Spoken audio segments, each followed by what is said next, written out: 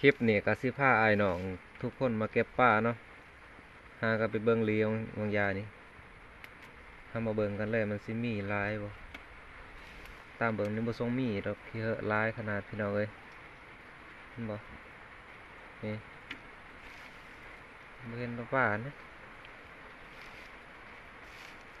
ฝนตกแต่เมื่อคืนเนี่ยพี่น้องเอ้ยแต่เมื่อวานนี่นะแต่ตอนเสาร์วันจนหอตอนเสาร์มื้อนี้ตกเอาแถวว่ากันนะบ่เป็นอยู่บ่เป็นเศร้าไปใส่บ่ได้ทางมันเปื้อนนี่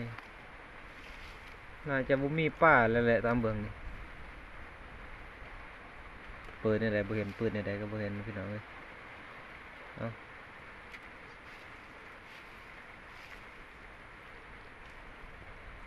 ยันป่ามันอยู่ทางลุมพุ่นเนาะทางเทิงมันบ่มีแต่กุ้งนี่หาดังไฟปะเนาะสิเปียงป่าจังหน่อยเปียงป่ากินก้อนจังมื้อป่าเนานี่เฮ็ดปลาแดกเหนียวกินสมมะขามตามกินสมมะขามยำเกี่ยวเขาพอได้แก้อยู่ดอก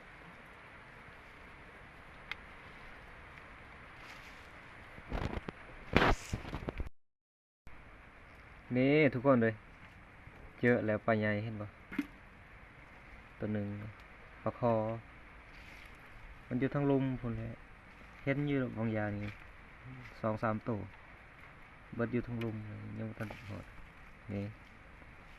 ก็ปลาหนอดปลาใหญ่อันนี้ก็ปลากังทุกคนเลยเห็นปะเนี่ยเอาเป็นมาเลยเอาอุ้ยในได้ก็เป็นในได้ก็เอานี่ก็ปลาลาดทุกคนเลยเห็นปะ